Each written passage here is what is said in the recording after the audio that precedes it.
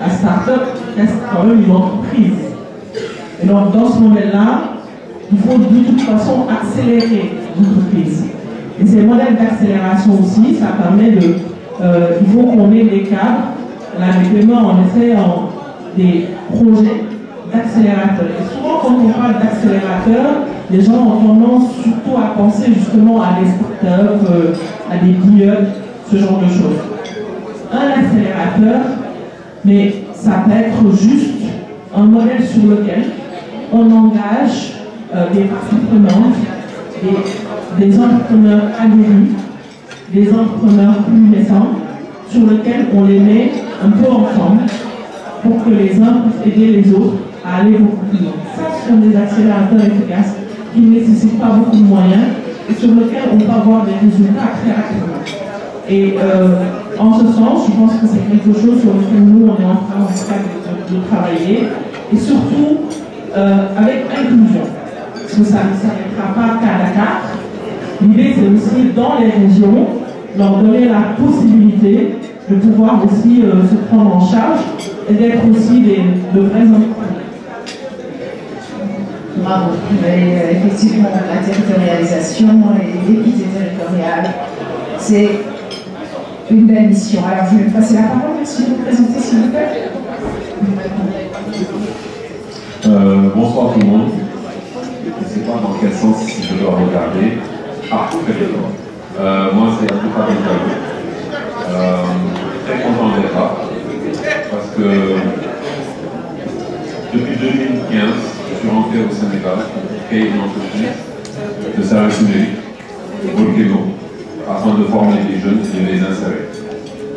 Et figurez-vous qu'il y a 4 mois, 4-5 mois, j'ai commencé à accompagner une entreprise informelle à s'organiser, à se structurer, à mieux gérer ses finances.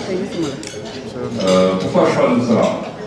Donc la dame, ma maman là, a dit un truc qui m'a parlé. Premier point, le mentorat. Aujourd'hui, on peut penser que le mentor, ça va être quelqu'un qui a déjà vécu ce qu'on est en train de dire. Je ne pense pas forcément. Je pense que le mentor, ça va être quelqu'un qui vous aide à être éclairé et à prendre du recul pour prendre de bonnes décisions. Et aujourd'hui, les gens qui ont réussi à faire des milliards, malheureusement, n'ont pas le temps. N'ont pas le temps d'investir chez les jeunes, n'ont pas le temps d'accompagner surtout les femmes. Et ça, c'est mon avis et mon expérience. Donc moi, je pense que le modèle qu'il faudrait qu'on développe, c'est un modèle où les jeunes collaborent avec les femmes pour les aider à se développer. Actuellement, moi, j'accompagne l'entreprise Fadina depuis 4-5 mois. Et je pense que les résultats que nous sommes en train de faire, je trouve, sont extraordinaires. Parce qu'en l'espace de 5 mois, on a commencé à mettre en place des procédures qui aident à avoir plus de visibilité dans ses finances et ses opérations. Le deuxième élément, c'est la digitalisation. En fait, bon, j'entends beaucoup parler de digitalisation, mais ça me fait un peu rigoler. Parce que, aujourd'hui, tous vos enfants sont nés dans le digital, ou bien vos petits-enfants sont nés dans le digital. Donc la digitalisation, elle est déjà là. Ce qui n'est pas encore là, c'est son utilisation, son application pour prendre des décisions stratégiques au quotidien. Je donne un exemple. Vous êtes un propriétaire d'entreprise informelle, mais vous n'avez pas une application sur votre téléphone qui vous permet de savoir en temps réel combien entre et sort de votre mobile money, de vos différents comptes par exemple, combien de produits vous vendez tous les jours, combien de clients vous demandez des produits tous les jours. Ça, c'est pas de la formalisation, c'est de la digitalisation à un niveau plus élevé. Aujourd'hui, Volcano est une entreprise de services numériques qui a collaboré avec plusieurs organisations comme l'UNESCO, le ministère de l'Éducation nationale, etc. Donc, pour moi, ce n'est pas quelque chose qui doit se faire, c'est quelque chose qu'il faut appliquer. Quand je vois des autorités aller explorer des pays étrangers pour développer des solutions numériques, je trouve que c'est dommage. C'est très dommage parce qu'il y a des entrepreneurs sénégalais qui sont là depuis 10, 15, 20 ans, qui développent des solutions extraordinaires, qui les vendent même en Afrique, mais au Sénégal, on me dit, bon, peut-être qu'on n'est pas profité chez soi. Le dernier élément que je veux vraiment dire, c'est que, bon, ça peut aller à contre-cœur de ce que l'ADP veut faire. Et je trouve qu'il n'y a pas d'incitation au Sénégal pour se formaliser. Aujourd'hui, quand vous vous formalisez, savez-vous que quand vous payez un salarié, pouvez payer jusqu'à 37% de taxes patronales, CSS, UPS. Pourquoi moi je vais prendre un salarié et lui payer un salaire? Autant prendre un prestataire et lui payer 5% de taxes. À un moment donné, il faut qu'on soit un peu plus, je pense, courageux et incitatif. Si on veut qu'un enfant fasse quelque chose, qu'est-ce qu'on fait? On lui dit, si tu fais ça, je vais te donner un cadeau. Mais les entrepreneurs, il n'y a pas de cadeau. On n'a pas d'assurance. On est seul, personne ne nous aide. Moi, depuis 10 ans, je me bats jour et nuit, de lundi au dimanche, pour mettre en place une entreprise qui aujourd'hui encore presque 50 personnes. Des apprentis, des jeunes, des salariés, des pères de famille.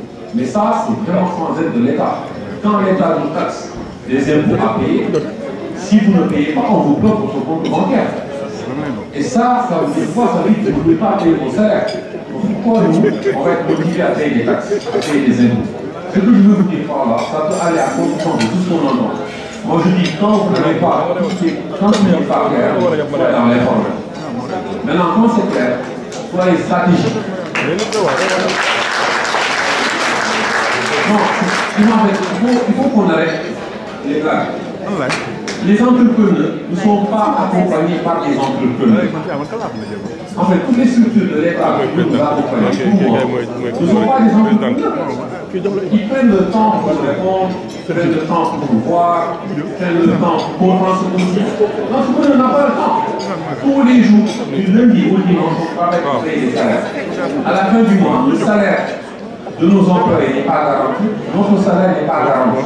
Donc moi je vous dis, étape 2, soyez dans l'informel. Testez, apprenez, pas valider, ensuite formaliser, et progressivement, ne prenez pas de salaire, payez des prestataires, jusqu'à ce que ce soit clair. Quand c'est clair, et que l'État, vous accompagnez avec la convention État-employeur, etc., commencez à payer des salaires. Nous ne sommes pas des agences de l'État qui paient des 5-10 millions par mois. Nous sommes des entrepreneurs qui alimentent 97% de l'économie sénégalaise. Si vous voulez vous digitaliser face à l'autre étape, faire mentorer, je suis disponible moi pour aller rencontrer toutes les entreprises de l'EFC. J'ai commencé avec Mme Bois et je ne compte pas m'arrêter là. J'espère que Mme Nicole, Mme Saïd vont m'aider à avoir toutes les femmes parce que vous débattez. Merci beaucoup.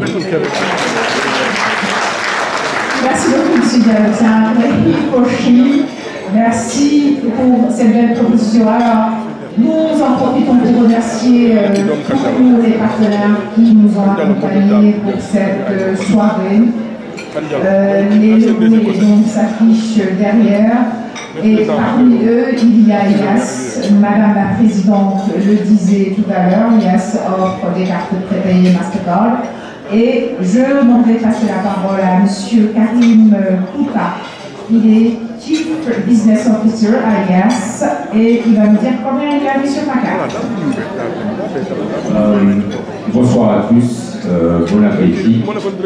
Alors, cette carte-là, c'est une carte Mastercard, donc qui peut être utilisée par vous tous. Vous pourrez l'utiliser comme vous voulez, même pour payer à l'étranger et tout ce que vous voulez faire avec. Je passe la parole en fait à mon collègue qui est le CEO de Mix.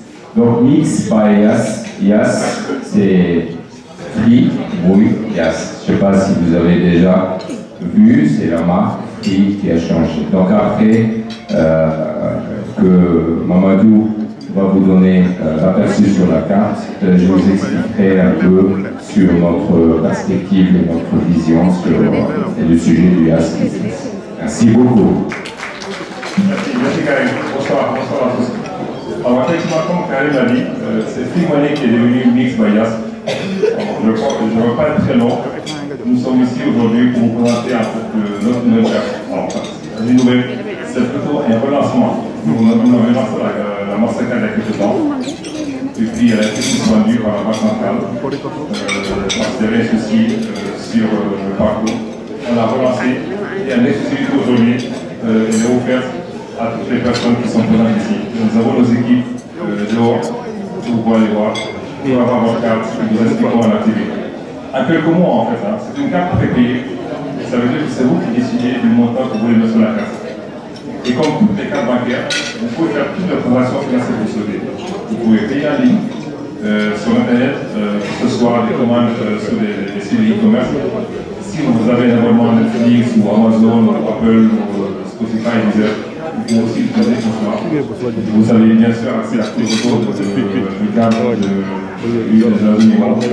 aussi tous les commerçants chez qui vous pouvez faire beaucoup d'habitudes. La carte utilise les marques là aussi. N'hésitez pas, ce sera un plaisir. Aussi, pour ceux qui vont être étrangers, ou aussi faire d'autres choses. On a même des cas où des gens sont ici, on leur envoie à l'étranger, plutôt d'envoyer souvent l'argent, ils leur donnent la carte et ils chargent la carte en fait à partir d'ici, comme ça les enfants ou en tout cas la famille qui est étrangère. Donc n'hésitez pas à aller, on se fera un plaisir de vous accompagner dans l'utilisation. Merci, bonsoir. Vous voulez rajouter quelque chose, monsieur? Non? C'est bon? Ok, la dame dit que vous n'avez pas répondu sur combien et sur la carte. Alors, moi je vais passer la balle en fait. Alors, qu'est-ce qu'il y a dedans en fait, cette carte-là? En fait, cette carte-là, l'acquisition de la carte, elle était en fait. Et on l'offre à titre gracieux pour l'UFC. Donc voilà le point. Vous voyez ce que je veux dire? Au lieu d'aller l'acheter, vous la rechargez via Mix Bias, mais vous faites beaucoup de choses avec. La carte, elle coûte 2000 francs. Et là, c'est une carte que nous donnons, mais vous avez de grosses quantités. C'est-à-dire, on ne va pas donner une ou deux. C'est-à-dire, c'est beaucoup de cartes. Et on est prêt à donner, je dis bien, je pèse mes mots, on est prêt à donner à toutes les femmes entrepreneurs du Sénégal, pas uniquement celles qui sont là. D'accord? Donc il suffit juste d'informer l'équipe de l'UFCE et vous revenez vers nous et on peut vous fournir ces cartes. Merci beaucoup. Merci pour les 2000 francs.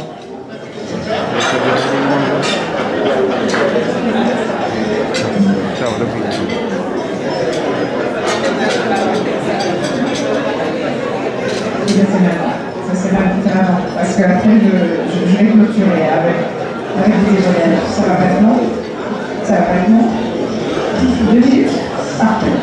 Ok, alors si nous sommes réunis ici, c'est comme je le disais grâce aux partenaires, mais c'est aussi grâce à Yas Business. On va donc leur passer la parole et monsieur va nous expliquer un peu ce que c'est Yas Business. Bon appétit à tous, mesdames, messieurs. Permettez-moi tout d'abord d'exprimer mes sincères remerciements à l'Union des femmes chefs d'entreprise du Sénégal, à sa présidente, Madame Nicole Gakou, ainsi qu'à l'ensemble de l'équipe pour l'organisation de cet événement d'exception. Ce dîner est plus qu'une rencontre, c'est un symbole fort du dynamisme, de l'innovation et de l'impact des femmes entrepreneurs du Sénégal. En cette vision, elle commence en interne chez Yas, puis Moyas. Nous comptons déjà parmi nous, à Yas, des femmes d'exception, à la fois entrepreneurs et contributrices clés de notre croissance et sont membres du CODI et qui sont parmi nous ce soir. Donc je pense à Nafi et à Fatkine. Elles incarnent notre conviction profonde. La diversité est une richesse pour nous. La performance se nourrit de l'inclusion. Notre entreprise Yas, acteur majeur des télécommunications, croit fermement en l'innovation comme levier de transformation économique. Nos perspectives stratégiques s'inscrivent dans une ambition claire, même très claire. Renforcer la connectivité, accélérer la digitalisation et proposer des solutions adaptées aux entrepreneurs ou en particulier aux femmes qui aujourd'hui jouent un rôle essentiel dans l'essor économique du Sénégal. C'est dans cette dynamique que nous forgeons un partenariat avec l'Union des femmes chefs d'entreprise du Sénégal.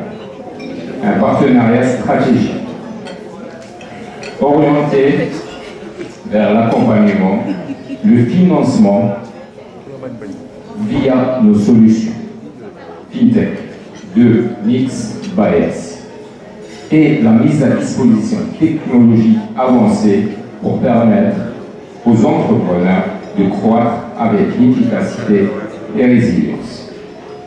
Là, je parle de la plateforme de paiement et de collecte, agile et innovante. Mais notre engagement va encore plus loin que ça. Nous savons que la connectivité est un pilier pour la croissance économique et la réussite d'une entreprise. C'est pourquoi nous avons conçu des solutions télécom agiles, accessibles et performantes, adaptées aux besoins des entrepreneurs. Donc, des offres bois et data sur mesure et à moindre coût. Solutions cloud et collaboration pour simplifier la gestion de vos entreprises et des outils numériques avancés pour booster l'efficacité et la productivité au quotidien. Ensemble, nous avons l'opportunité d'écrire une nouvelle page du leadership féminin au Sénégal. Donc, osons ensemble bâtir un avenir plus loin. Je vous remercie tous et bonne soirée à tous. Merci beaucoup. Chief Business Officer, yes, merci beaucoup pour cet accompagnement offert à toutes les femmes entrepreneurs du Sénégal. Merci beaucoup. Voilà, merci beaucoup la technique. Nous allons à présent passer la parole à des membres de l'Union des femmes chefs d'entreprise du Sénégal. Nous en avons choisi 3. Elles vont partager avec nous des témoignages. Et je passe la parole à Mme Diallo, Mme Faba. Merci, s'il vous plaît, de vous présenter et surtout de dire dans quel domaine vous exercez. Voilà, et de nous livrer d'autres témoignages. Salam alaikum. Merci beaucoup. Je me présente.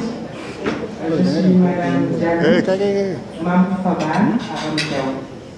opératrice économique, femme chef d'entreprise.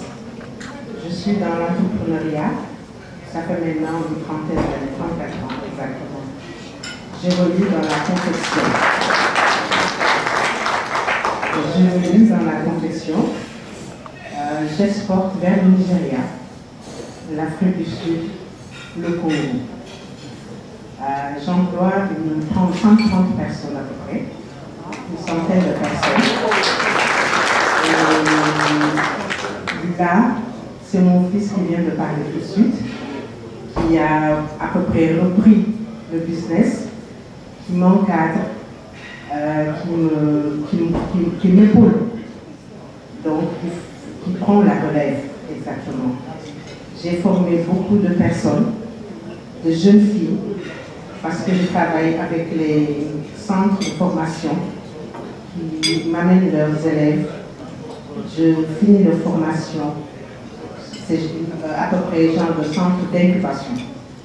Donc il y a beaucoup de jeunes filles à qui j'ai aidé à être des femmes chefs d'entreprise. Je donne leur atelier maintenant. Je suis aussi dans l'agro-business. Au Fouta, dont est originaire de mon mari, et dont je suis, alhamdoulilah, femme chef d'entreprise aussi. J'ai un centre là-bas de formation pour des jeunes et je fais l'agriculture dans le riz et le non. C'est ça que je fais en grosso modo. Je remercie l'Union des femmes chefs d'entreprise aussi, dont je suis membre fondateur depuis le début, avec Nicole, avec Machallah, tout le monde. On a beaucoup travaillé pour former les autres et encadrer les autres jeunes entrepreneurs qui font partie de nous. Je remercie infiniment tout le monde. Vraiment, je ne peux pas dire que l'État ne nous aide pas. Parce que moi, à un moment donné, j'ai eu à bénéficier de l'État entrepreneur. Donc, avec la direction de l'emploi, j'ai eu à bénéficier de ça. Donc, je ne peux pas dire que je ne suis pas aidée par l'État. Mais comme a dit mon fils, si vous travaillez et vous versez tout à l'État, vous devenez encore demandeur. Je vais être court. Je remercie tout le monde. Je remercie ma famille. Je remercie l'honorable député qui m'a accompagné. Honorable député Fatou John de notre quartier, Grand Yoff, donc de notre commune, Grand Yoff, moi je suis à la fois. Donc c'est je remercie aussi la directrice de l'équité sociale aussi qui m'a accompagnée. Vraiment, Ousmane Sonko Junior, vraiment, toujours qui m'a accompagnée, de mes soeurs, de mes soeurs et tout le monde. En tout cas, je vous remercie infiniment. Merci encore. Et mon mari.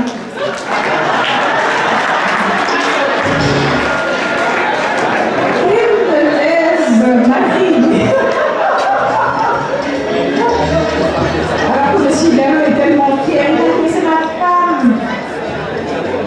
Je te la présente. Enfin, tu la vois. Et patatras, et n'oublie pas. Voilà. En tout cas, bravo. Bravo.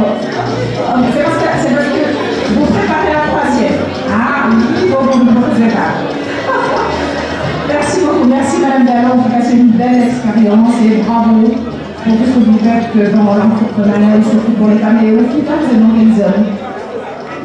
Anne-Julie, bravo. Bravo. Dans l'agroalimentaire. Et je m'en vais passer la parole à Madame Faye Maïn Diop. Elle est où Madame Faye?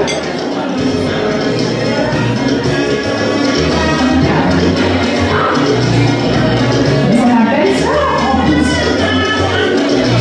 Salut Péona. Merci beaucoup.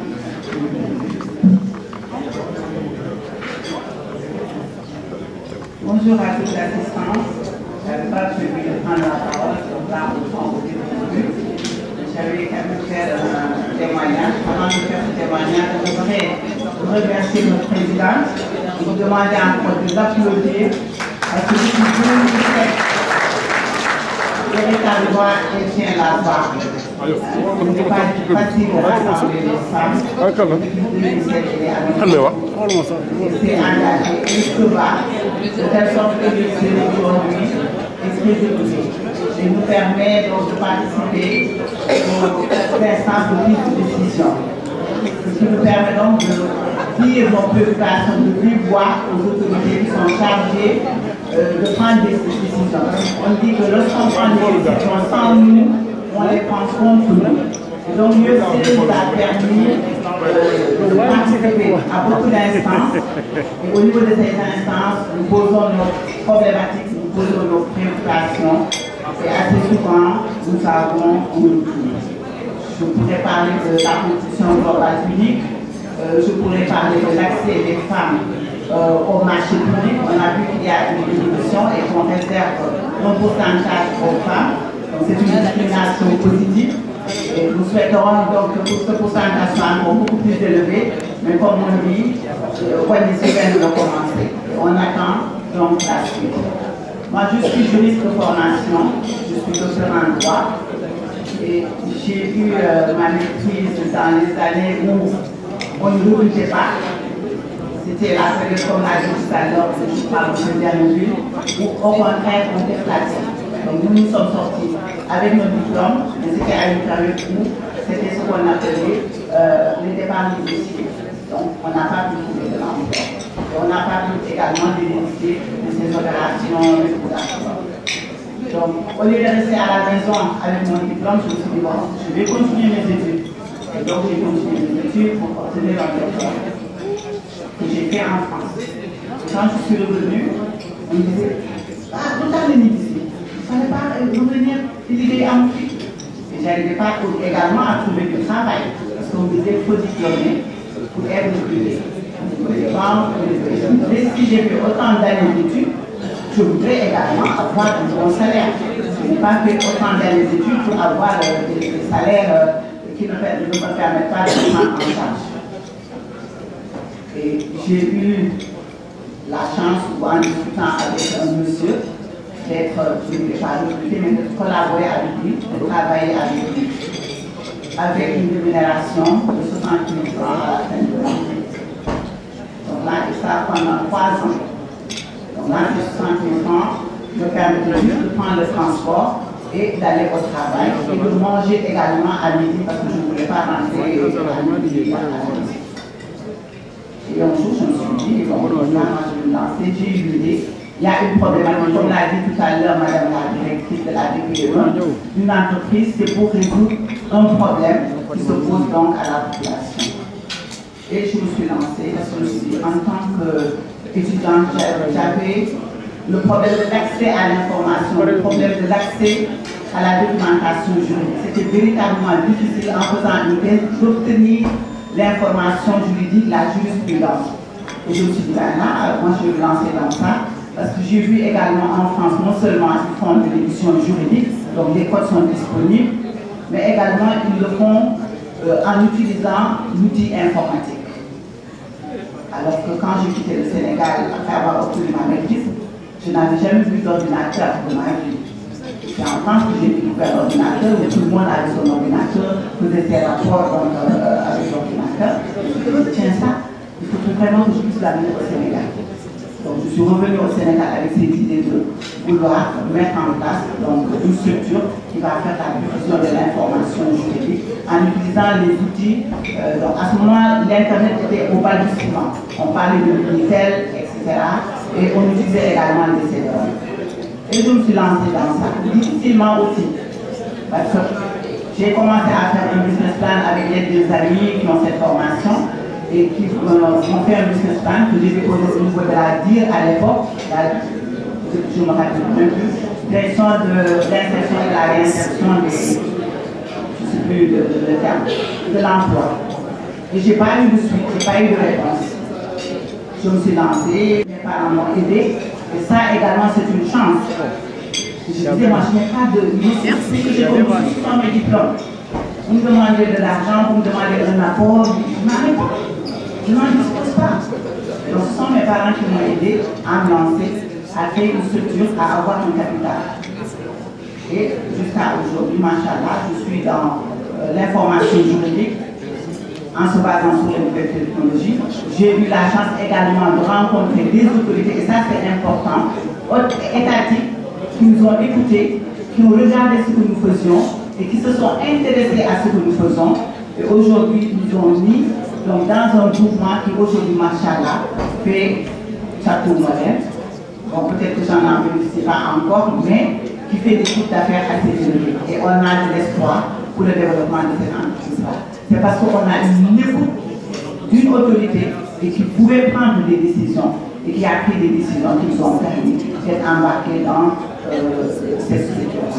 Et aujourd'hui aussi, on est en train de penser à nos jeunes, parce que quand même, depuis combien d'années nous sommes en train de travailler, nous pensons à la relève. Aujourd'hui, on est en train d'assister nos jeunes sœurs, sachant qu'elles sont également confrontées aux mêmes problèmes que nous avions à l'époque. Et aujourd'hui, on essaie de les booster, de les encadrer et de leur permettre de ne pas subir les mêmes épreuves ou les mêmes contraintes. Ça leur permettra de souvent parler quand on parle de mentorat. On va essayer de les encadrer, on va essayer de les soutenir pour qu'elles puissent arriver beaucoup plus rapidement pour nous et obtenir des résultats. En tout cas, voilà ce que je veux dire. Merci beaucoup, Maïmouna, Madame Paye, pour ce beau témoignage. Et nous passons à la